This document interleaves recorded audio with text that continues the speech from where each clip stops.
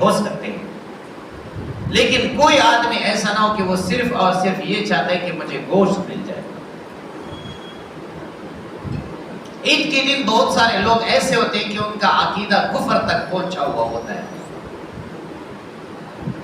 وہ قربانی والوں کے ساتھ شریک ہونا چاہتے ہیں کہ میں بھی آپ کے ساتھ شریک ہو رہا ہوں، میں قربانی کر رہا ہوں، تو اس کے اوپر تو قربانی ہے نہیں، کیونکہ اس کا نیت معتبر نہیں ہے۔ نیت کے لیے تو سب سے پہلے اسلام ہونا شرط ہے، اور اس کے پاس اسلام نہیں تو اس کا نیت بھی معتبر نہیں ہے۔ ایسے آدمی کو کسی نے اپنے ساتھ شریک کیا تو سب کی قربانی درست نہ ہوئی۔ اسی طرح جو لوگ بینک میں کام کرتے ہیں، بینک کی کمائی خالص حرام کی کمائی ہے،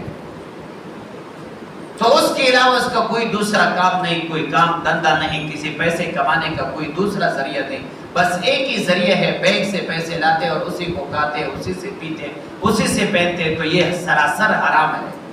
کوئی آدمی کا کام آپ نے دیکھ لے کہ یار یہ تو جو کام کرتے ہیں یہ سراسر حرام کے کام کرتے ہیں، سراسر حرام والے کام کرتے ہیں، سودی کام کرتے ہیں، کاروبار میں اس کا سود ہے، اکثر پیسہ اس کی سود کا ہے،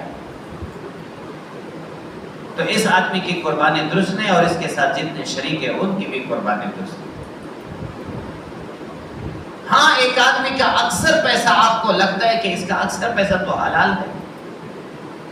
کاروبار اچھا خاصا کاروبار کرتا ہے، درمیان میں کوئی ایسے کام بھی کرتے ہیں جو حرام ہوتے ہیں، مثال کے طور پر اچھا خاصا ان کا کاروبار ہے، لیکن اسی کاروبار کے ساتھ ساتھ وہ بانڈ خریدتا ہے اور بیچتا ہے، بانڈز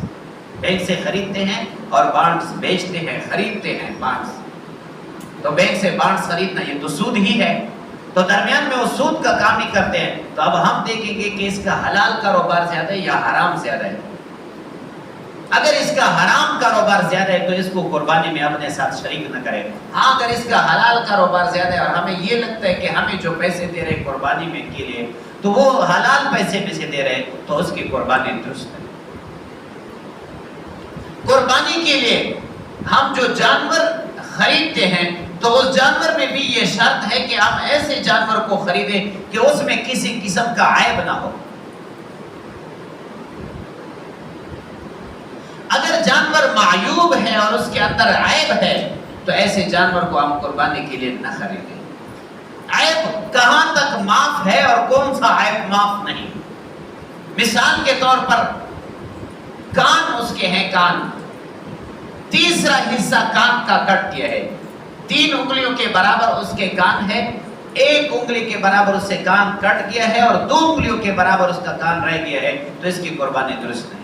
اب جب تیسرے حصے کی درست نہیں تو 3 سے زیادہ اگر کٹ گیا، 2 انگلیوں کے برابر کٹ گیا، 1 انگلی کے برابر رہ گیا تو پھر تو بطریقہ اولا زیادہ نہیں۔ ہاں تیسرے سے بھی کچھ کم ہے،